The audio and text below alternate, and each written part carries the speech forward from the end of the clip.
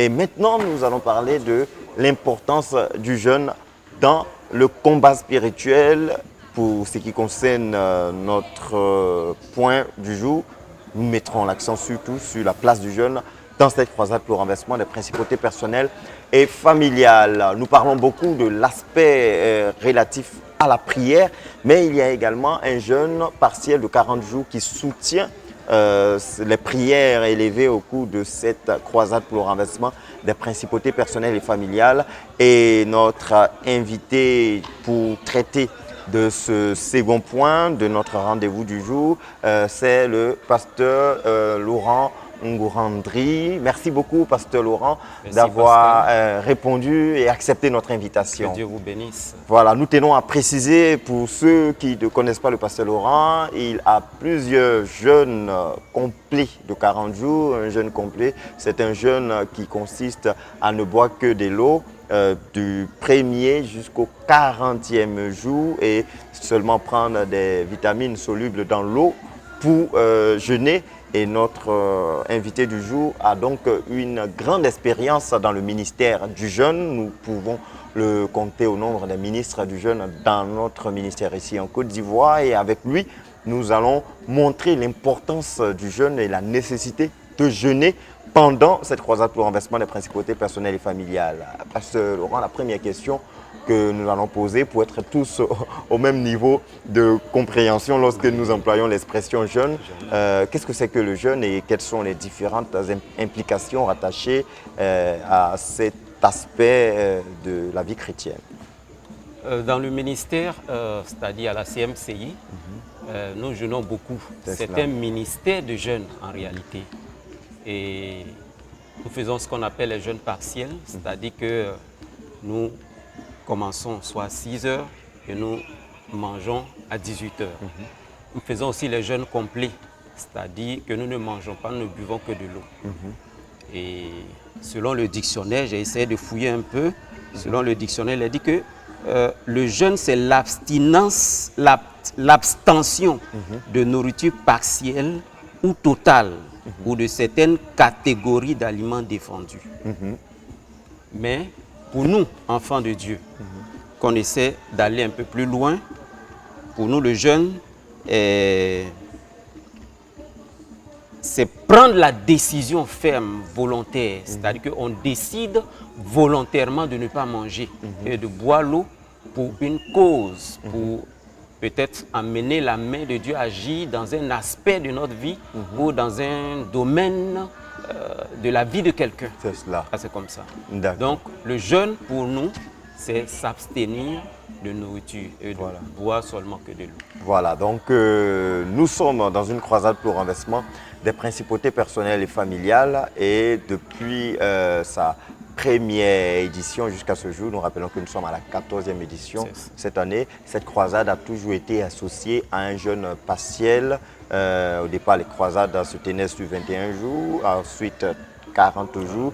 Maintenant, nous nous posons la question, selon les Écritures, quels sont quelques exemples pratiques qu'on peut donner qui placent le jeûne dans sa capacité à décanter certaines situations spécifiques dans la vie du croyant ou de toute personne qui souhaite jeûner ou qui doit jeûner. Effectivement, lorsqu'on lit la Bible, le Seigneur a voulu que nous prions, mais il a voulu aussi que nous jeûnions aussi. Donc le jeûne est une nécessité pour les enfants de Dieu. Si nous prenons par exemple Matthieu chapitre 17, Matthieu chapitre 17 à partir du verset 14, je peux lire? Oui.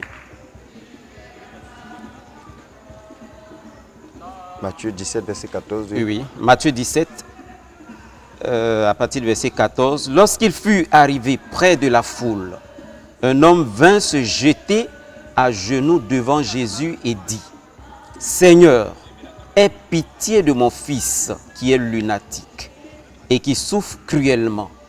Il tombe souvent dans le feu et souvent dans l'eau. Je l'ai amené à tes disciples et ils n'ont pas pu le guérir.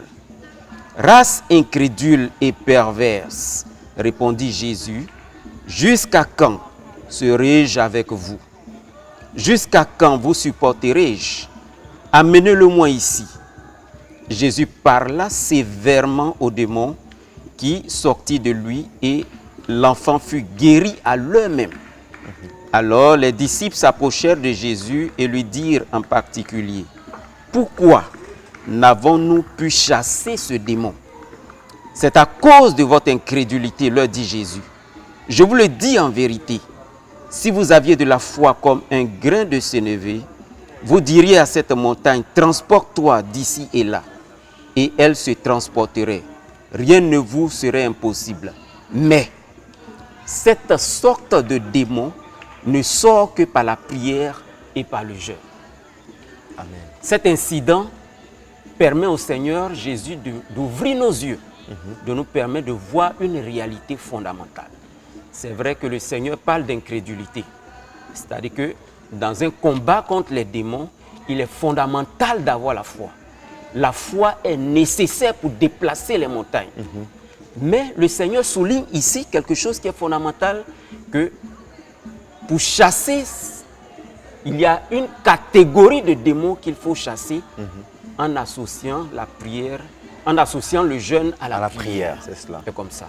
Donc le jeûne est fondamental pour chasser des catégories de démons. Donc à un certain niveau du combat spirituel, il ne faut pas juste se limiter à la prière, mais il faut associer à la prière le jeûne. Et c'est ce que donc nous faisons au cours de cette croisade pour le renversement des principautés personnelles et familiales. Quels sont donc les effets, quels sont les impacts concrets du jeûne? C'est-à-dire, qu'est-ce qui va manquer s'il n'y a pas le jeûne associé à la prière par rapport à ce que les Écritures enseignent ou toute autre expérience en tant que quelqu'un d'expérimenté en la matière? Effectivement, quand nous venons à Christ, nous faisons ce qu'on appelle la repentance. La repentance nous permet d'être délivrés d'un certain niveau d'esprit, de démon. Quand par exemple, quelqu'un ment, il est suivi par des esprits de mensonge. Quand il vole, les esprits de vol le suivent. Quand il bagarre, les esprits de bagarre le suivent.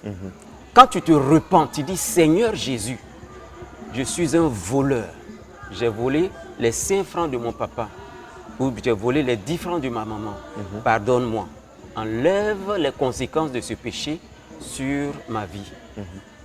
Le fait qu'on ait avoué notre vol permet à Jésus d'apporter la lumière.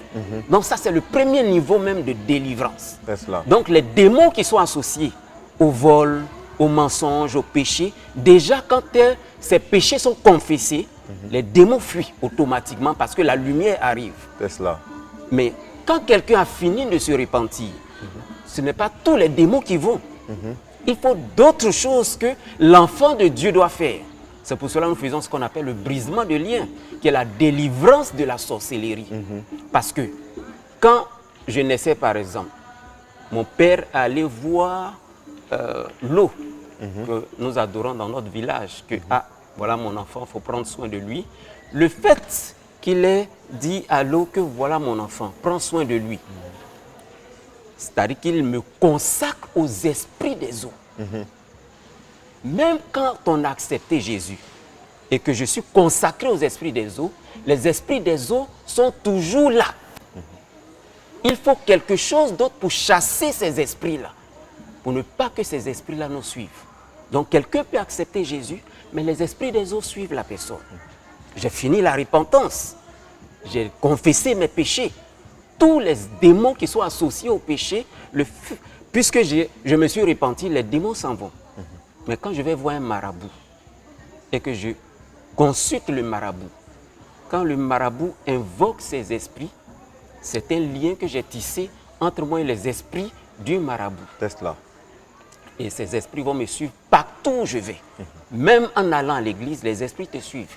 Même s'ils n'entrent pas dans l'église, mais ils t'attendent dehors. Dès que tu sors, les esprits te suivent. Et c'est pour cela que nous faisons le brisement de liens. C'est cela. Le brisement de liens nous permet d'être libérés de tous les liens malsains et de chasser tous les esprits qui sont associés à ces liens-là. Ça, c'est fondamental. C'est cela. Mais, même quand on a fini le brisement de liens, tous les esprits ne vont pas encore. Il y a d'autres esprits qui sont là. Pourquoi? Parce qu'il y a ce qu'on appelle la malédiction divine qui est associée au groupe, qui est associée à la famille.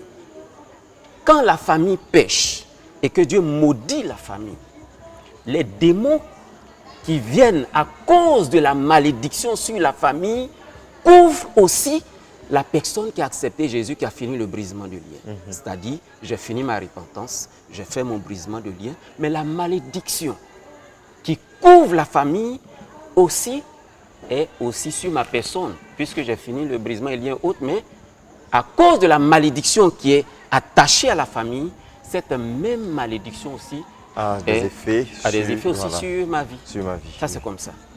Et c'est pour cela que nous faisons ce qu'on appelle le renversement des principautés personnelles et familiales. Et une chose intéressante à préciser, c'est que vous avez présenté trois aspects de l'entrée dans la marche avec le Seigneur jusqu'au câlin des plus hauts niveaux, je peux dire le plus haut niveau de combat qui est le renversement des principautés personnelles et familiales. Mais il faut préciser une chose intéressante, nous sommes en train de parler du jeûne et il est intéressant de constater que tous ces différents ministères se font avec l'implication du jeûne.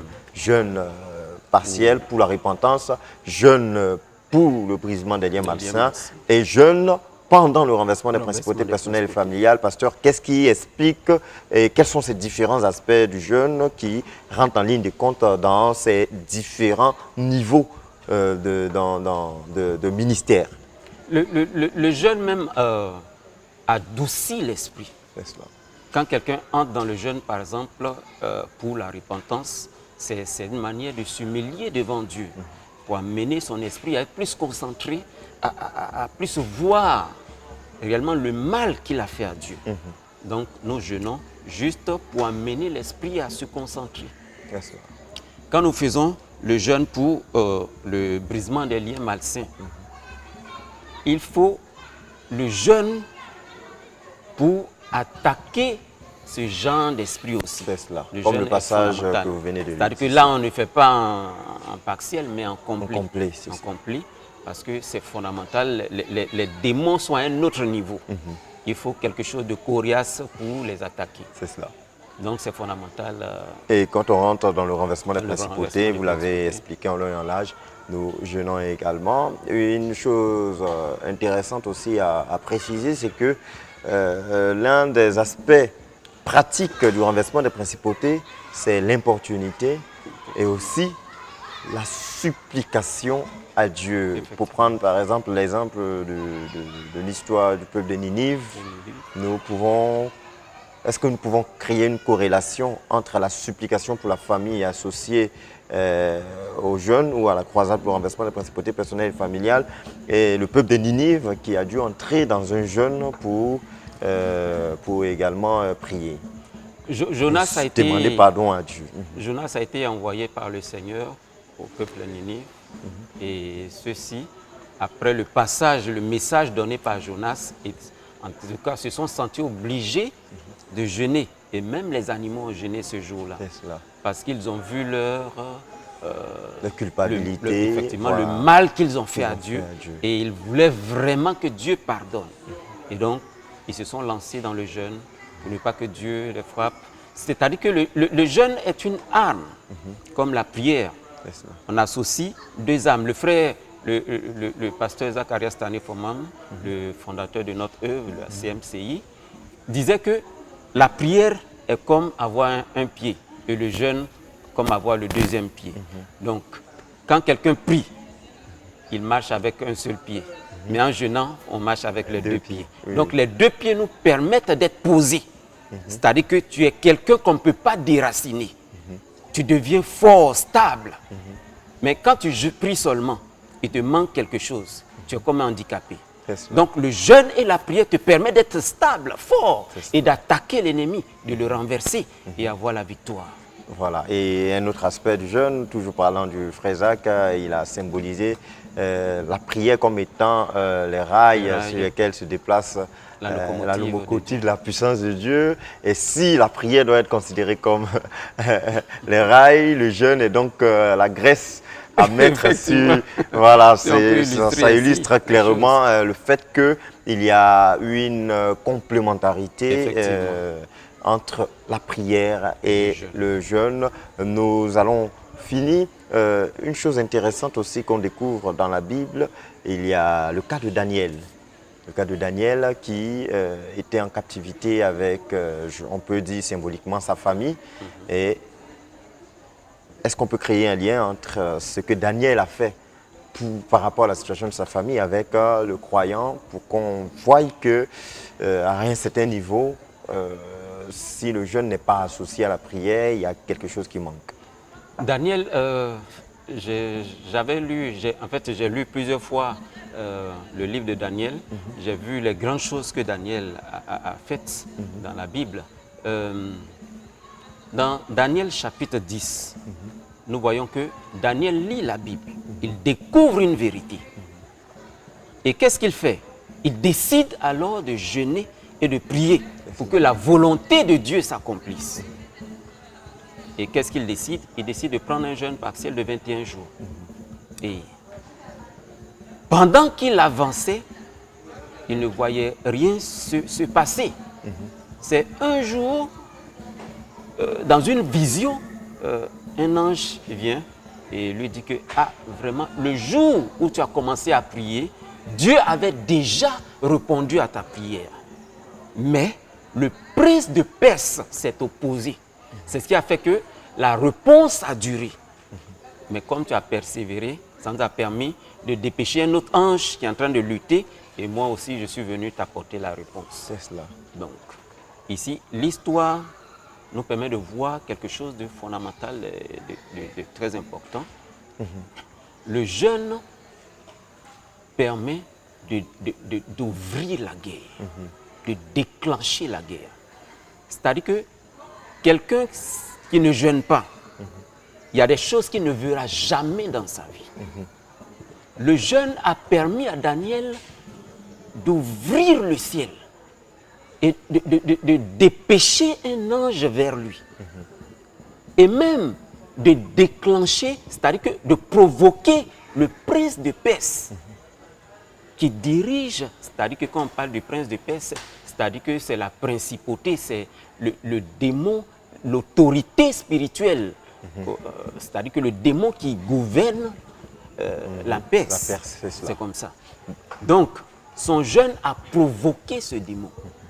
Et donc, ça a déclenché une guerre au ciel entre les anges venant de Dieu et le prince de Perse, qui est un démon qui vient de Satan. Et par la grâce de Dieu, Daniel a remporté la victoire. Donc, par sa persévérance dans le jeûne. Et la prière. Et la prière. Voilà, donc nous voyons à partir de ces exemples plusieurs aspects du jeûne qui sont des implications pratiques de cette croisade de renversement des principautés personnelles et familiales. Avec l'exemple de Ninive, nous voyons l'importance du jeûne dans l'élan de la repentance et la supplication. L'identification à la famille à travers une repentance et la supplication à Dieu fait partie intégrante de cette croisade, et l'exemple de Daniel est l'un des cas pratiques qui montrent que pour agir en vue de la délivrance personnelle et familiale, le jeûne et la prière sont deux armes indissociables, et avec les fruits qu'a récolté Daniel à l'issue de ce jeûne, nous avons donc une confirmation de tout ce que vous venez d'expliquer. Donc, pasteur, vous allez donc vous adresser à nos téléspectateurs qui se posent la question. Avant de conclure, je voudrais dire, je lisais un livre d'un auteur, j'oublie le nom. En fait, l'auteur montre que le jeûne et la prière est comme la bombe atomique. Non, la bombe nucléaire. Est-ce que vous voyez?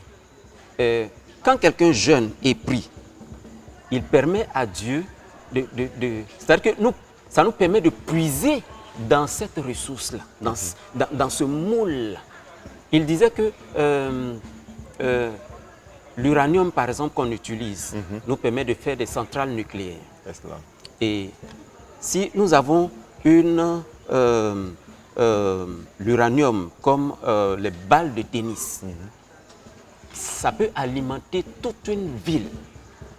Toute une ville. Et donc, quand quelqu'un jeune est pris, il entre dans des centrales nucléaires de Dieu.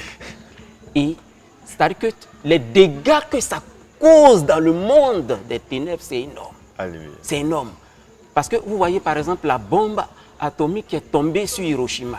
Vous voyez un peu comment ça crée beaucoup de dégâts. Alléluia. Donc quand nous jeûnons et nous prions, c'est une bombe nucléaire qui est déclenchée, qui détruit totalement le monde de Satan. C'est cela. Donc, si nous ne jeûnons pas et que nous restons seulement au niveau de la prière, nous nous privons d'une autre arme. Il faut ces deux armes-là. Donc, ça nous permet de puiser dans la centrale nucléaire de Dieu pour libérer nos familles, pour libérer nous-mêmes, notre propre personne et avancer. Alléluia. Donc, Pasteur Laurent, comme nous l'avons dit, plusieurs de nos frères suivent la croisade en ligne, à la maison.